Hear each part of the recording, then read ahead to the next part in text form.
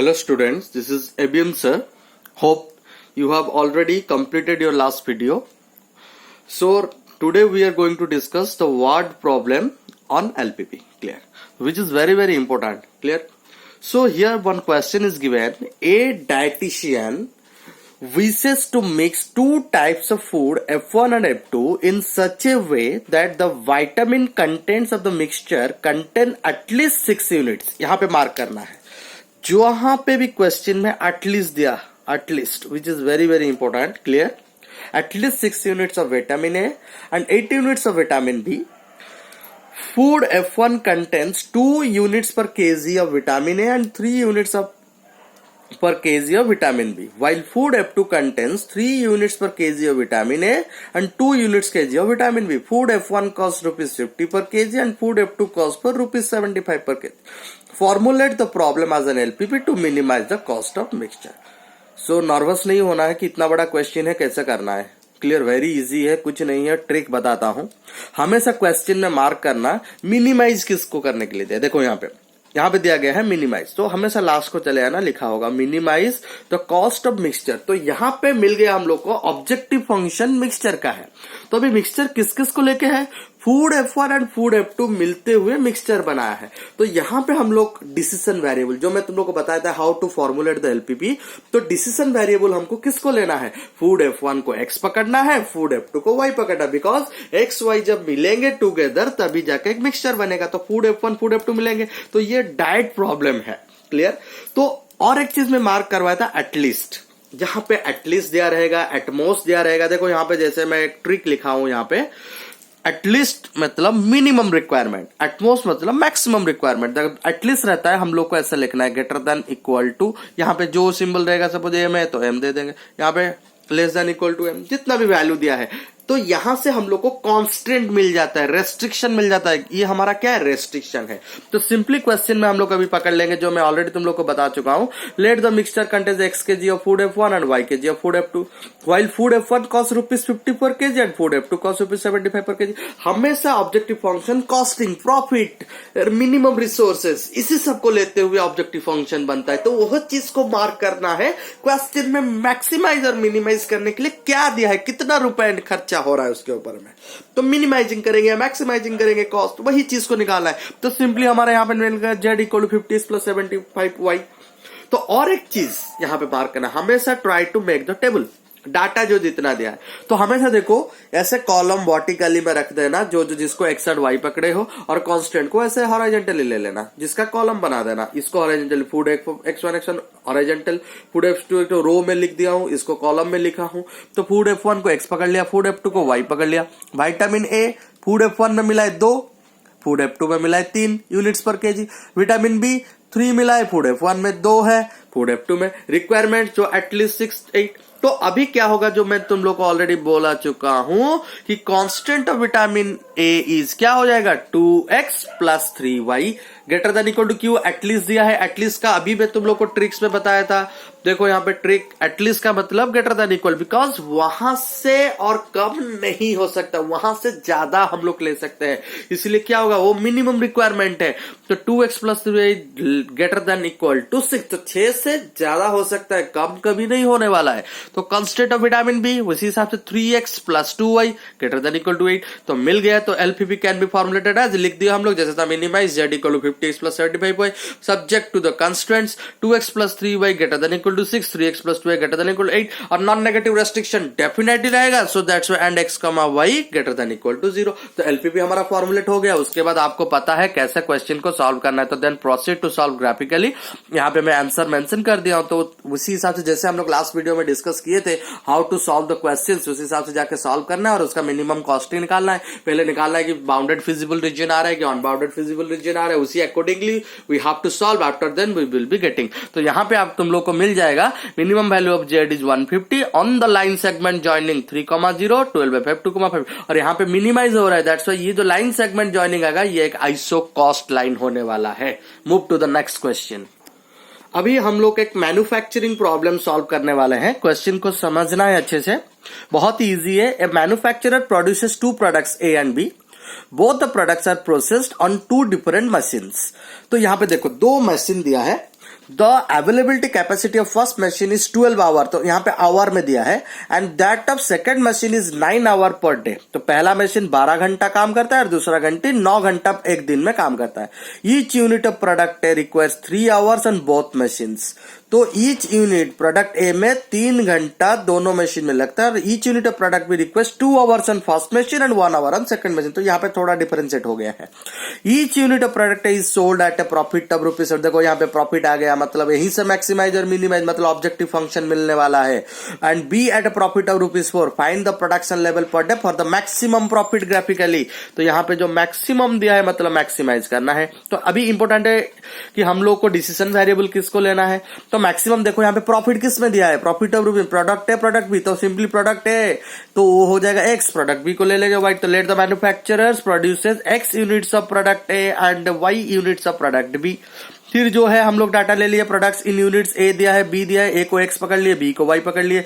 तो यहाँ पे देखो टाइम ऑन मशीन 1 आवर में दिया है, टाइम ऑन मशीन 2 आवर में दिया है, और प्रॉफिट यहाँ पे मैं डायरेक्ट लिख दिया और रुपीस। तो देखो टाइम ऑन मशीन 1 में प्रोडक्ट ए के लिए 3 घंटा चाहिए था, और मशीन 2 में भी 3 की यहाँ पे देखो मेंशन किया था कि सेम आवर्स करेगा, और बी में मशीन 1 2 घंटा लेगा और मशीन 2 1 घंटा लेगा। तो यहाँ पे 3x + 2y होगा, ये 3x + y हो गया। अभी देखना है क्वेश्चन में क्या दिया है, मैक्सिमम रिक्वायरमेंट और मिनिमम रिक्वायरमेंट क्या दिया है। तो क्वेश्चन में थोड़ा सा चले जाते हैं। तो क्वेश्चन में देखो, तो अवेलेबिलिटी कैपेसिटी, तो अवेलेबल कैपेसिटी का मतलब क्या होता है, अवेलेबल मतलब रिक्वायरमेंट्स। तो the available capacity of first machine is 12 hour. तो 12 आवर इज अ मैक्सिमम, उससे ज्यादा नहीं हो सकता, अवेलेबल कैपेसिटी है उसका। तो यहाँ पे मैक्सिमम रिक्वायरमेंट आ गया, मैक्सिमम मतलब वहां से ज्यादा नहीं हो सकता, मतलब एटमोस्ट हो गया। इसका मतलब जब भी हम लोग उसका कांस्टेंट बनाएंगे तो क्या लिखेंगे, 3x + 2y less than equals to 12, 3x + y less than equals to 9। और नॉन नेगेटिव रेस्ट्रिक्शन तो डेफिनेटली रहेगा, x greater than equal 0, y greater than 0। और ऑब्जेक्टिव फंक्शन देखो, मशीन प्रोडक्ट ए के लिए ₹7 चाहिए, प्रोडक्ट बी के लिए ₹4 चाहिए। तो उसी हिसाब से हम लोग जब ये भी देख रहे हैं तो हम लोग को मिल गया 7x + 4 है, तो एलपीपी फॉर्मुलेट हो गया। अभी जो एलपीपी फॉर्मुलेट हो गया देखो तुम्हारे सामने, z = 7x + 4 है, सब्जेक्ट टू द कंस्ट्रेंट, बाकी चीज लिखा गया है। तो then proceed to solve graphically, you know how to proceed this one. तो यहाँ पे maximum value of z is 26 आएगा at 2,3। This is the answer of this question. You go and solve this one. Okay, move to the next question. Now let's solve one allocation problem. तो यहां पे question क्या दिया, very important problem और interesting problem है, अच्छे से समझना इसको। An aeroplane can carry A maximum of 200 passengers, A profit of ₹m, देखो यहां पे नहीं दिया है, ₹m में रख दिया है, मतलब हम लोग को निकालना पड़ेगा। Is made on each executive class ticket and A profit of ₹n is made on each economy class ticket. तो देखो यहाँ पे 2 कैटेगरी डिवाइड कर दिया है, एक है आपका एग्जीक्यूटिव क्लास और एक है इकोनॉमिक क्लास।